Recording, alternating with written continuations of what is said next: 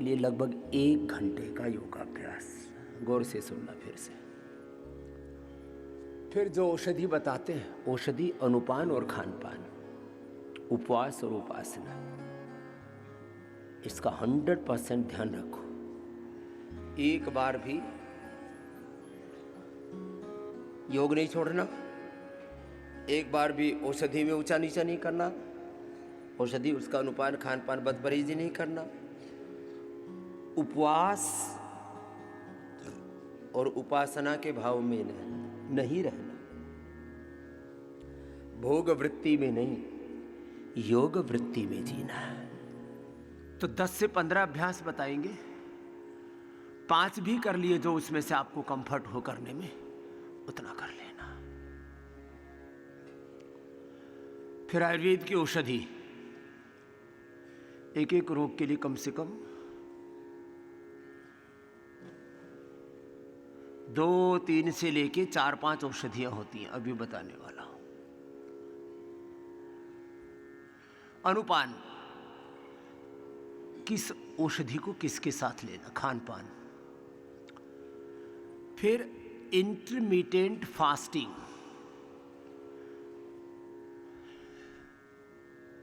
14 से 16 घंटे का फास्ट होना चाहिए। रात को माना कि आपने 8 बजे से पहले ले लिया, तो अगले दिन फिर 8 बजे कम से कम 12 घंटे का, और हो सके तो 16 घंटे का हो जाता है यदि आप 7 बजे से पहले ले लेते हैं और अगले दिन फिर 12 बजे ही लेते हैं, सीधा ब्रेकफास्ट को ड्रॉप कर दिया आपने, तो बड़े से बड़े रोगों को आप हरा सकते हैं। आंशिक रूप से थेरापी आप घर जाके भी कर सकते हैं। जो रूटीन आप यहाँ फॉलो कर रहे हो 7 दिन 10 दिन के लिए, सेम रूटीन घर जाके भी फॉलो करना ही है, याद रखना। थोड़ी तपस्या कीजिए, 1-2 महीने की बात है। मैं कहता हूँ 2 सप्ताह से लेकर के 2 माह में आप सभी रोगों को जड़ से मिटा सकते हैं। एक तो मोटापा सभी रोगों को बढ़ाता है, सारी ऊर्जा आपको मोटापा को मेंटेन करने में, संभालने में लग जाती है। एक शब्द है जीवनीय ऊर्जा। क्या शब्द बोला, जोर से बोलो। ये जीवनीय ऊर्जा किस में लग रही है? अपने शरीर के मोटापा को संभालने में, मेंटेन करने में। जीवनीय ऊर्जा लग रही है अपने negative thoughts, negative emotions, negative energy को संभालने में। जीवनीय ऊर्जा का डिस्ट्रैक्शन हो रहा है रेडिएशन से, पोल्यूशन से, एडल्टेशन से, और चारों तरफ जो भी नकारात्मक वातावरण बना हुआ है, पूरी जीवनीय ऊर्जा अपने आप, उसी से ही अपने आप को प्रोटेक्ट करने में लगी हुई है। किससे? रेडिएशन, पोल्यूशन, एडल्टेशन, और चारों ओर बैक्टीरिया, वायरस, फंगस से लेकर के भौतिक रूप से और आध्यात्मिक रूप से बड़े भयंकर चारों ओर शत्रु है। चारों ओर शत्रु घात लगाए बैठे हैं। आपने अपने आप को नहीं संभाला तो ये शत्रु आपको कभी भी दबोच लेंगे, घेर घोट लेंगे, मार देंगे। एक अपनी जीवनीय ऊर्जा, जो गलत आहार, गलत विचार, गलत वाणी, गलत व्यवहार, गलत स्वभाव, अनवांटेड चीज़ें जो हो रही है, अवांछित चीज़ें जो जीवन में हो रही है, इन्हीं को संभालने में लगी हुई, और उसको जीवनीय ऊर्जा को ध्वस्त करने वाले बहुत से कारण हैं। इनसे अपने आप को बचाना मेरे भाई। आजकल बहुत से लोग हॉट योगा कराते हैं 45 डिग्री टेम्परेचर पर। अब उसमें तो आदमी ऐसे ही बेचैन हो जाए, जिनको बीपी है, हार्ट की प्रॉब्लम है, स्किन की प्रॉब्लम है, वो तो ऐसे ही बेचारे मर जाए। 30 से 35 डिग्री टेम्परेचर के ऊपर योग किया करो। ये बहुत बड़ी बात है और ये अनुभव की बात है। इससे कम टेम्परेचर होने पर लाभ पूरा नहीं मिल पाता। जो योग से यौगिक आध्यात्मिक आंतरिक जीवनी ऊर्जा पैदा करते हैं ना, उसका क्षय हो जाता है। फिर ये जो हम आर्टिफिशियल इन्वायरमेंट क्रिएट करके, सर्दियों की बात छोड़ो, उसमें भी यदि हो सके तो थोड़ा हीटर आदि से मेंटेन कर सकते हैं टेम्परेचर। ये मैंने देश विदेश में बहुत बार अनुभव करके देखा। 30 to 35 डिग्री टेम्परेचर के ऊपर योग पूरा फलीभूत होता है। फ्रेश एयर हो तो बेस्ट है। थोड़ा बहुत फिर टेम्परेचर 2-4 कम ज़्यादा माइनस प्लस चलेगा। ये बड़ी बातें हैं। जिस समय योग करना है, जिस समय उठना जागना सोना है, समय का बड़ा महत्व है। काल चक्र से ही पूरा जीवन चक्र, ऊर्जा चक्र सब चलता है। तो हर एक कार्य का एक समय है, हर एक कार्य का एक काल है। जिस समय जो योग, जो ध्यान, जो प्रक्रिया करने, उस समय उसको करेंगे तो उसका फल अतिशय मिलेगा, अतिशय। आहार से हमारा स्ट्रक्चर बनता है, विचार से हमारा पूरा कैरेक्टर, चरित्र। इसलिए मैं हर दिन आहार, विचार, स्ट्रक्चर, कैरेक्टर, हार्डवेयर, सॉफ्टवेयर की रोज बात करता हूँ। इम्यूनिटी जिनकी कमज़ोर होती है उनको बार बार सर्दी, जुकाम, बुखार, कोई ना कोई परेशानी। जिनकी इम्यूनिटी कमज़ोर है उनको कफ रोग बार बार होंगे। जिनकी इम्यूनिटी कमज़ोर है उनकी फिर हड्डियां भी कमज़ोर पड़ जाएंगी, लंग कमज़ोर होंगे, फेफड़े कमज़ोर होंगे, तो सर्दी, जुकाम, कफ को प्रधान कारण कफ का रेस्पिरेटरी सिस्टम की कमजोरी। इम्यूनिटी कमज़ोर होगी तो फिर हड्डियां, मांसपेशियां कमज़ोर होंगी, अंदर से कार्टिलेज घिसेंगे, यूरिक एसिड बढ़ेगा, are effective, CRP, ANA, even HbA27 pain markers बढ़ेंगे। इम्यूनिटी कमज़ोर होगी, इम्यूनिटी कमज़ोर होगी तो वात रोग बढ़ेंगे। इम्यूनिटी एक एक सेल की भी, एक एक ऑर्गन की भी है, और एक टोटल इम्यूनिटी है। इम्यूनिटी वात, पित्त, कफ, त्रिदोष से भी रिलेटेड है, BP, sugar, thyroid, asthma, arthritis, obesity से भी रिलेटेड। इम्यूनिटी कमज़ोर होती है, मेटाबॉलिज्म कमज़ोर होता है तो मोटापा बढ़ता है, लाइपोलाइसिस कम हो जाता है, लाइपोजेनेसिस बढ़ जाता है। इम्यूनिटी कमज़ोर होगी तो पित्त बढ़ेगा, लीवर, आंतें सब कमज़ोर पड़ जाएगी। चलो बैठ जाओ, प्राणायाम करो।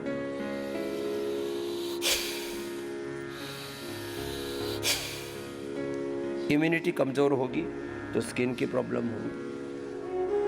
अब जरा सुनिए, जिनकी इम्यूनिटी कमज़ोर है वो क्या क्या करें? योगाभ्यास करें, 5-7 चीज़ें करनी पड़ेंगी, समग्रता में समझना पड़ेगा इम्यूनिटी को। खाने में मिलेट्स का अधिक प्रयोग करें, नेचुरल ऑयल, नेचुरल घी, और वो भी कम मात्रा में, बहुत ज़्यादा नहीं। अति सर्वत्र वर्जय।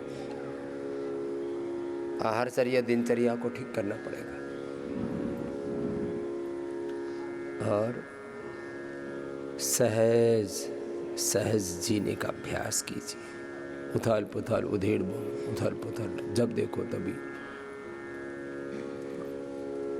व्यक्ति ऊंचा नीचा करता रहता है, ऐसी बात नहीं बनेगी।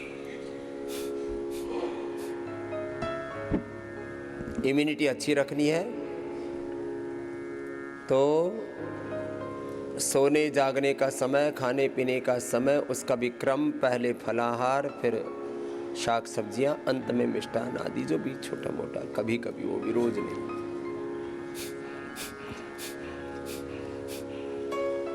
पहले गरिष्ठ भोजन या भारी भरकम, वार त्योहार पर, अमावस्या, पूर्णिमासी, होली, दिवाली, कोई त्योहार विशेष पर कढ़ाई चढ़ती थी। आजकल रोज लोगों के घरों में कढ़ाई चढ़ती है, ये गड़बड़ है। रोज पराठे बन रहे हैं, रोज पूड़ी बन रही है, रोज हलवा बन रहा है, रोज अलग अलग प्रकार के पकवान बन रहे हैं। आदमी सोचता है बस ये जीवन तो खाने पीने के लिए ही नहीं। जीने के लिए खाना है, खाने के लिए नहीं जीना। जैसे कल बिटिया कह रही थी, लंच कर रहे हैं तो डिनर के बारे में और सोचते थे, डिनर में क्या खाएंगे। खास करके ये जो 25-30 साल की उम्र होती है ना, इस समय तो आदमी की जठराग्नि खूब अच्छी होती है अधिकांश लोगों की, और उस समय लोग खूब खा पी करके पूरा शरीर बेकार कर लेते हैं। बड़ी उम्र में तो ऐसे ही खाया भी नहीं जाता है, ऐसे भी बीपी, शुगर, थायराइड, न जाने क्या क्या बीमारियां हो जाती हैं। किसी भी परिस्थिति में डिसिप्लिन, अनुशासन, इम्यूनिटी के लिए आहारचर्या, दिनचर्या सबको ध्यान में रखना है। फिर अगली बात, इम्यूनोग्रिड सबको लेना है। जिनकी कफ की प्रकृति है वे ब्रोनकोम साथ में ले लें या स्वासारी गोल्ड ले लें। 2-3 विकल्प दे रहे हैं, स्वासारी, ब्रोनकोम, करक्यूमिन गोल्ड, ऐसे। और जिनकी कफ की प्रकृति, जिनकी वात की प्रकृति है वे पीड़ानिल गोल्ड या अश्वशिला ले लें। जिनकी पित्त की प्रकृति है वे एसिडोग्रिड या लिवोग्रिड साथ में ले लें, या इम्यूनोग्रिड गोल्ड को ही, वैसे साधारण भी है, थोड़े दिन तो आप इम्यूनोग्रिड गोल्ड ले लीजिए, बाकी इम्यूनोग्रिड वटी वो भी अच्छी, अब जिसका जैसा पॉकेट अलाउ करे। एक में स्वर्ण भस्म है, स्वर्ण भस्म हमारी इम्यूनिटी को बहुत अच्छा करती है। इसलिए जब बच्चों की इम्यूनिटी कमज़ोर पड़ जाती है, उनको कुमार कल्याण रस, स्वर्ण प्राशन की भी औषधि तैयार कर रहे हैं। डायबिटीज़ वाले बहुत कमज़ोर हो जाते हैं तो वसंत कुसुमाकर, नस नाड़ियाँ कमज़ोर पड़ जाते हैं रस राजियों के अंदर रस, फेफड़े कमज़ोर पड़ जाते हैं स्वर्ण वसंत मालती रस या अभ्रक भस्म सहस्रपुटी। तो ये जो स्वर्ण भस्म है ना, इसलिए हमने भी, नर्वस सिस्टम वीक हो गया तो न्यूरोग्रिड गोल्ड, इम्यूनिटी के लिए इम्यूनोग्रिड गोल्ड, वात रोगों में पीड़ानिल गोल्ड, ये भी पीड़ानिल गोल्ड, इसमें गोल्ड, कप में स्वासारी रस्म, स्वासारी जो गोल्ड है उसमें गोल्ड भस्म। वात, पित्त, कफ रोगों में इम्यूनिटी कमजोर है तो ये तीनों दोष बढ़े।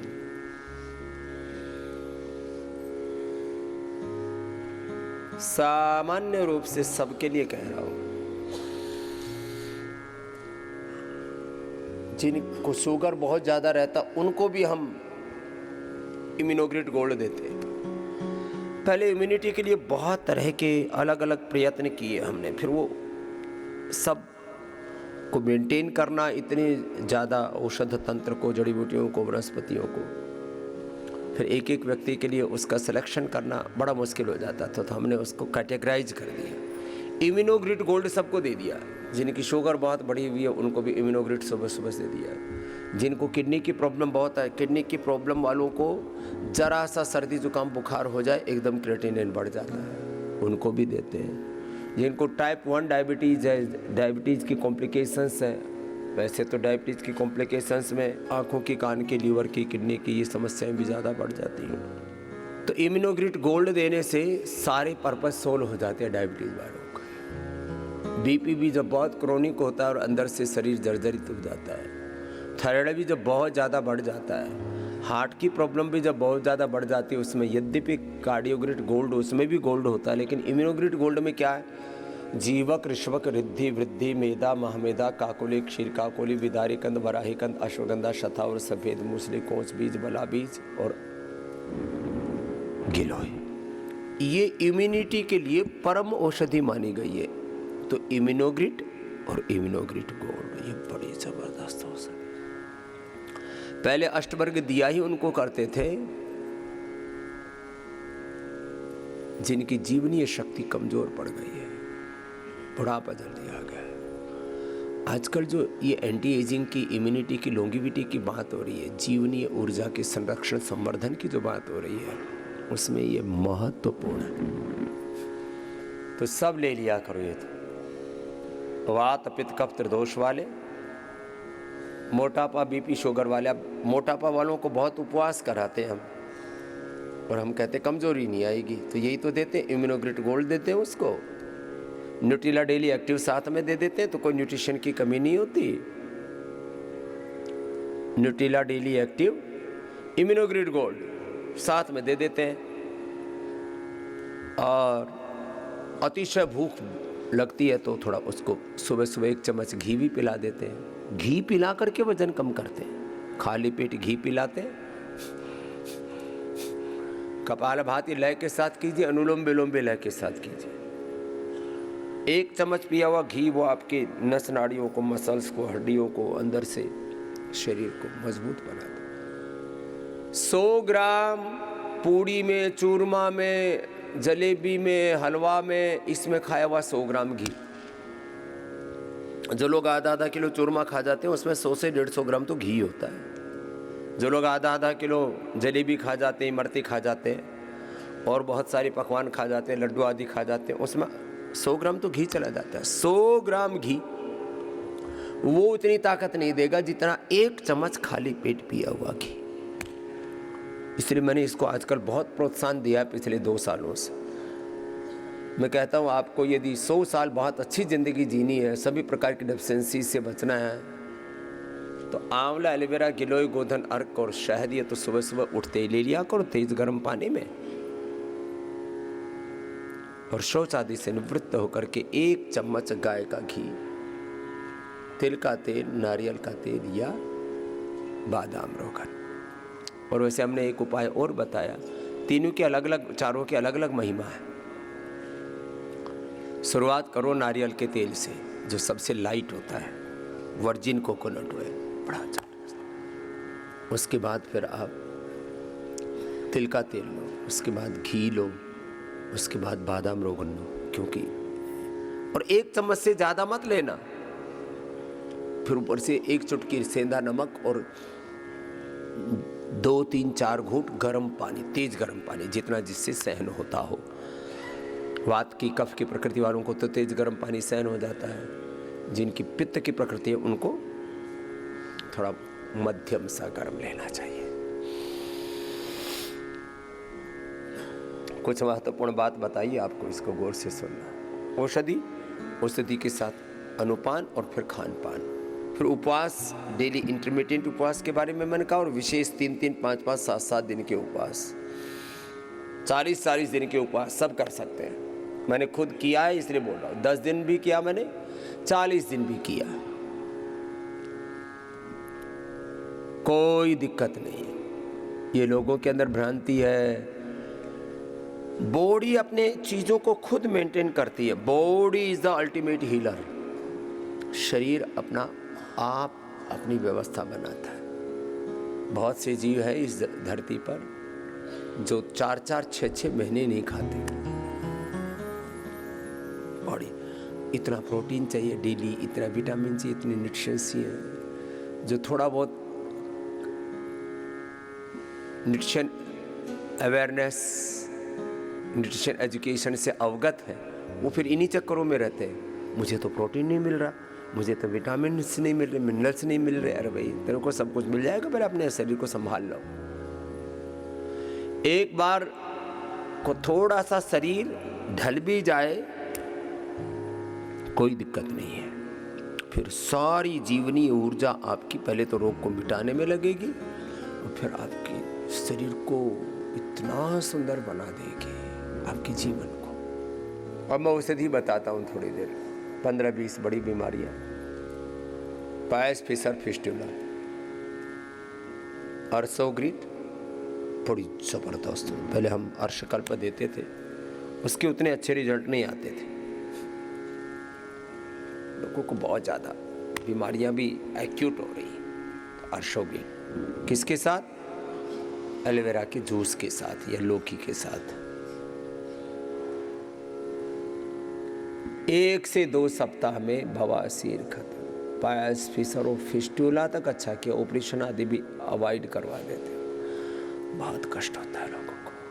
फिर पित्त को बढ़ाने वाली चीज़ें नहीं खानी चाहिए। ये अंदर के अल्सर हैं, पायस भी, फिशर भी, फिस्टुला भी, ये पित्त की वृद्धि के परिणाम है। चलो एक बात जो किताबों में नहीं लिखी हुई है और अक्सर लोग उसकी चर्चा भी नहीं करते हैं, जरा सुनिए।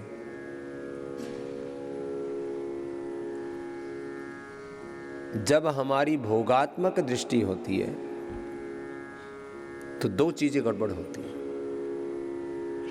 एक तो हमारे मूलाधार चक्र में उत्तेजना पैदा होती है। उत्तेजक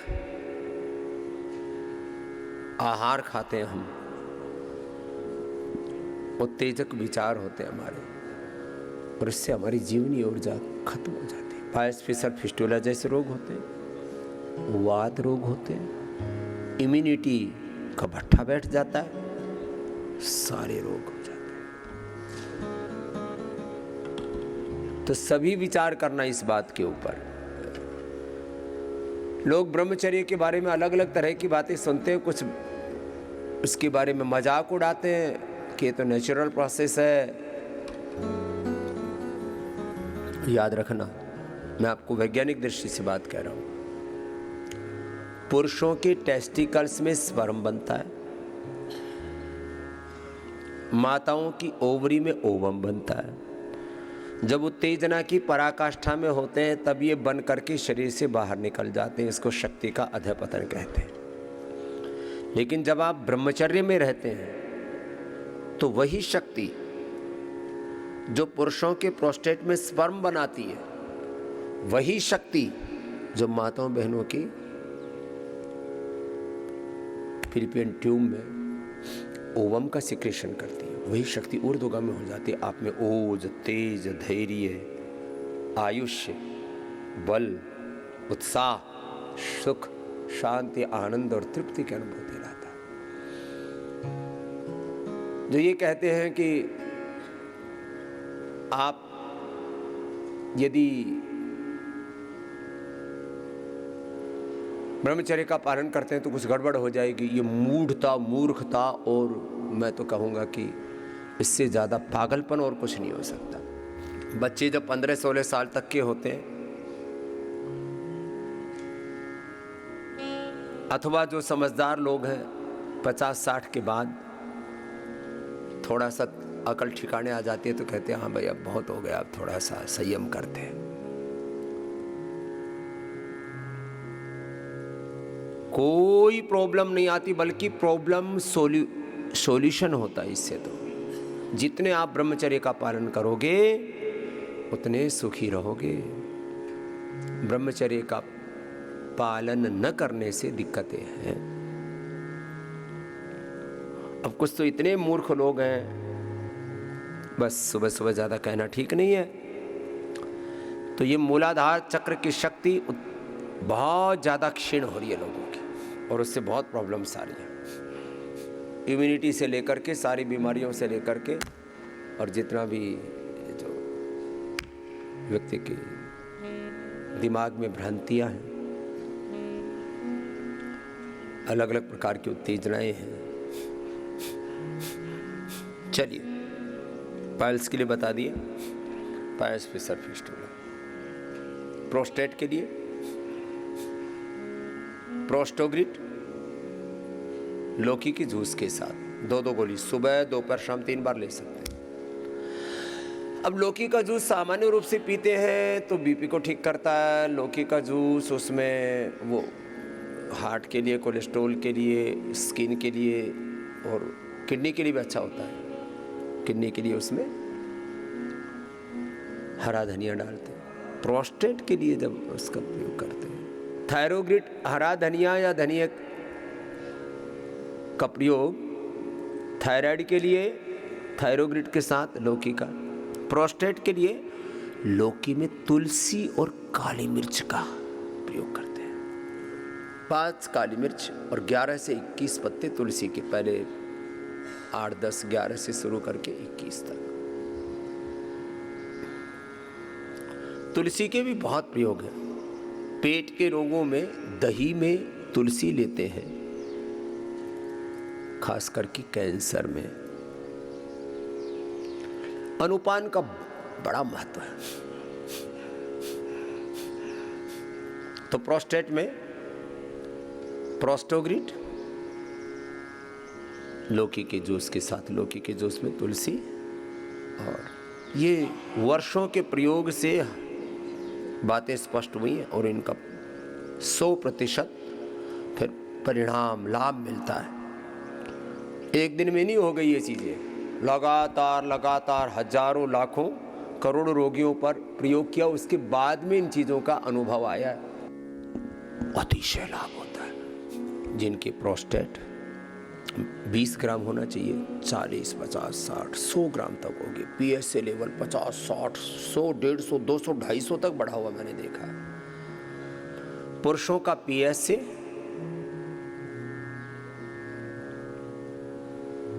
माताओं का CA 125, पुरुषों को प्रोस्टेट कैंसर, लेडीज को यूट्रस का कैंसर, दोनों 100% और बहुत जल्दी अच्छे होते हैं। ये मेरा एक्सपीरियंस अनुभव है पिछले 35 वर्षों का। एक दिन में चीज़ें नहीं पता लगती हैं, बहुत अनुभव के बाद, बहुत एक्सपीरियंस के बाद चीज़ें स्पष्ट होती हैं।